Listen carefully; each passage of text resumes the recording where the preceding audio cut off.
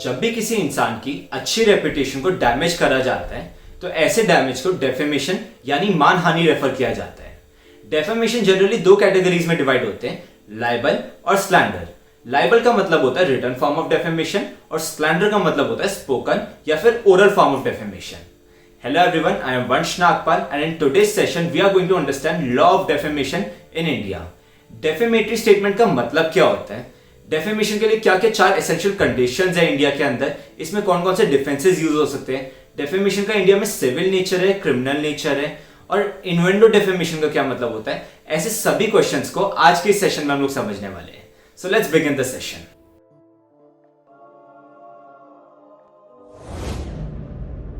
Defamation का मतलब होता है फॉल्स स्टेटमेंट ऑफ फैक्ट, जिससे जिस इंसान के खिलाफ ऐसी गलत स्टेटमेंट दी गई है उसके खिलाफ हेट्रेड, कंटेम्प्ट और रेडिक्यूल जैसी फीलिंग्स को बढ़ाया जा सके और ऐसे इंसान की रेपुटेशन को, उनके बिजनेस को और उनके ट्रेड को नुकसान पहुंचाया जा सके। जैसे कि हमने समझा, डेफेमेशन दो टाइप्स की होती है, लाइबल और स्लैंडर, रिटन फॉर्म और oral form.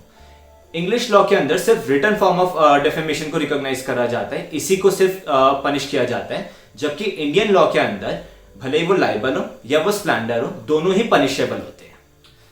So what are the four essential conditions जिनके पूरा होने के बाद एक डेफेमेटरी स्टेटमेंट होने के बावजूद एक डेफेमेशन का सूट फाइल हो सकता है। फर्स्ट कंडीशन है statement of fact.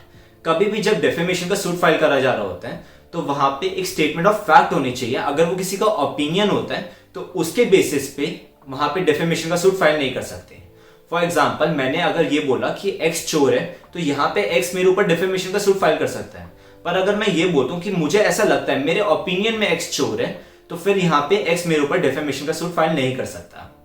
Second essential condition is कि एक रॉन्गफुल स्टेटमेंट होनी चाहिए। अगर मैं कभी किसी को कोई स्टेटमेंट बोल रहा हूँ और वो स्टेटमेंट सच है तो उसके बेसिस पे वो इंसान मेरे ऊपर डेफेमेशन का सूट फाइल नहीं कर सकता।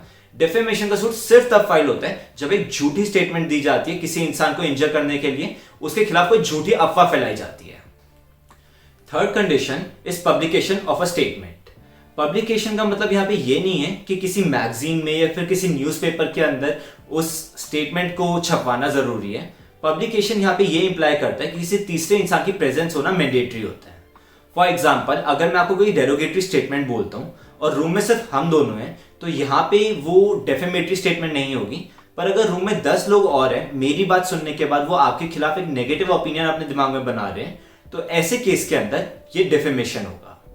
Fourth and the last point है specification of a name.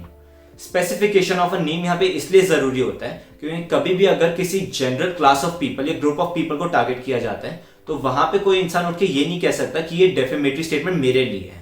For example, अगर ये बोला जाता है कि डॉक्टर्स मनी माइंडेड होते हैं या फिर पॉलिटिशियंस डिसऑनेस्ट होते हैं, तो कोई पर्टिकुलर डॉक्टर या कोई पर्टिकुलर पॉलिटिशियन जाके ये बात नहीं बोल सकता कि इसने मुझे डिफेम किया है, क्योंकि ये एक जनरल क्लास ऑफ स्टेटमेंट है, एक ग्रुप ऑफ पीपल के लिए एक स्टेटमेंट है। नाउ लेट्स अंडरस्टैंड, अगर मेरे खिलाफ एक डेफेमेशन का सूट फाइल होता है तो मैं कौन कौन से डिफेंसेस को यूज कर सकता हूँ। First defence is justification of truth. Justification of truth is the most important, efficient and the most preferable way. अगर मैंने यही प्रूव कर दिया जो स्टेटमेंट मैंने दी है वो एक गलत स्टेटमेंट नहीं, एक सही स्टेटमेंट है, सच है, तो अपने आप ही केस वहीं पे साथ साथ खत्म हो जाएगा। Second defence is bonafide intention.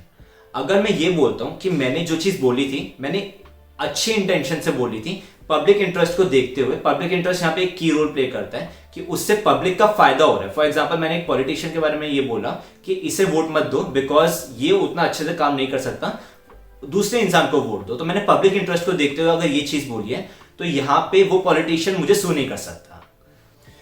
Third defence is privileged communication. यहाँ पे कॉन्स्टिट्यूशन ऑफ इंडिया एक इम्यूनिटी ग्रांट करता है कुछ लोगों को कुछ समय के लिए, अगर वो कुछ बोलते हैं नोइंगली या अननोइंगली जिससे वो दूसरे इंसान को डिफेम कर रहे हैं, उसकी रेपुटेशन को इंजर कर रहे हैं, तो उसके लिए उन्हें सू नहीं करा जा सकता। For example, member of parliament को पार्लियामेंट प्रोसीडिंग्स के दौरान अगर वो कुछ भी ऐसा बोलते हैं जिससे किसी दूसरे इंसान की रेपुटेशन कम हो रही है, उसके लिए सू नहीं करा जा सकता, उन्हें इम्यूनिटी मिली होती है कॉन्स्टिट्यूशन ऑफ इंडिया की तरफ से। Fourth and the last defence is apology. Defamation एक कंपाउंडेबल ऑफेंस है which means it can be settled outside the court. जब भी कभी प्लेंटिफ इस बात से अग्री करे तो डिफेंडेंट पब्लिकली या प्राइवेटली प्लेंटिफ से माफी मांगेगा और यहाँ पे प्लेंटिफ कोर्ट से उस सूट को विड्रॉ कर देगा। Let's understand the nature of defamation. ज्यादातर कंट्रीज के अंदर डेफेमेशन एक सिविल सूट होता है, विच मीन्स ऑफेंडर को सिर्फ मॉनेटरी कॉम्पनसेशन के लिए यहाँ पे सू करा जा सकता है। पर इंडिया के अंदर ये सिविल रॉन्ग और क्रिमिनल रॉन्ग दोनों होते हैं, विच मीन्स यहाँ पे मॉनेटरी टर्म्स के लिए भी सू करा जा सकता है और क्रिमिनल चार्जेस के लिए भी ऑफेंडर को सू करा जा सकता है। जब भी कभी डैमेजेस को मॉनेटरी टर्म्स में कैलकुलेट करना इम्पॉसिबल हो जाता है, तो ऐसे डैमेजेस को हम अनलिक्विडेटेड डैमेजेस रेफर करते हैं। लॉ ऑफ टॉर्ट्स के अंदर ये जज की डिस्क्रिशन होती है कि वो अनलिक्विडेटेड डैमेजेस को कैसे कैलकुलेट कर रहे हैं। इंडिया के अंदर प्रिंसिपल ऑफ ऑप्टिमल डैमेजेस को अडॉप्ट किया जाता है, जिसका ये मतलब होता है डैमेजेस ना ही ओवर कॉम्पनसेटेड होने चाहिए, ना ही वो इनसफिशिएंट फंड्स होने चाहिए, जिससे कि वो एक रीजनेबल अमाउंट हो और प्लेंटिफ और डिफेंडेंट यहाँ पे दोनों ही केस के अंदर डिफेंडेंट प्लेंटिफ को एक फेयर अमाउंट पे करे। क्रिमिनल केस के अंदर इंडियन पीनल कोड के सेक्शन 500 से लेके सेक्शन 502 तक डेफेमेशन की पनिशमेंट को प्रिस्क्राइब कर रखा है। यहाँ पे ये बोला गया है कोई भी इंसान जो डेफेमेटरी स्टेटमेंट बोलता है, या तो उसे 2 साल तक की सिंपल इम्प्रिजनमेंट की सजा, या फिर उसे फाइन की सजा, या फिर ये दोनों ही सजा हो सकती है। रिगरस इम्प्रिजनमेंट और सिंपल इम्प्रिजनमेंट, इन दोनों को ही हमने बहुत डिटेल में डिस्कस कर रखा है। ऊपर आई बटन पे क्लिक करके आप उस सेशन को भी देख सकते हैं, अदरवाइज मैं डिस्क्रिप्शन बॉक्स में उस वीडियो का लिंक छोड़ दूंगा। Moving on to our next and the last topic, innuendo defamation. Innuendo का मतलब होता है indirect way of suggesting something.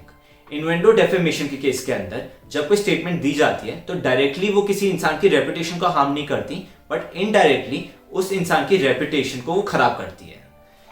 तो इन्वेंडो पनिशेबल होता है या नहीं होता? जी हाँ, innuendo is equally punishable as the direct defamation. For example, अगर मैं ये स्टेटमेंट देता हूं कि वाई प्रेग्नेंट है, तो ये स्टेटमेंट अपने आप में कोई डेफेमेटरी स्टेटमेंट नहीं है। पर अगर वाई कोई बहुत फेमस लेडी है एंड वाई अनमैरिड है, सबको ये बात पता है, तो इस केस के अंदर अब इस स्टेटमेंट की वजह से वाई की रेपुटेशन कम होगी, तो यहाँ पे ये डेफेमेटरी स्टेटमेंट हो जाएगी और वाई मुझे डेफेमेशन के लिए सू कर सकती है।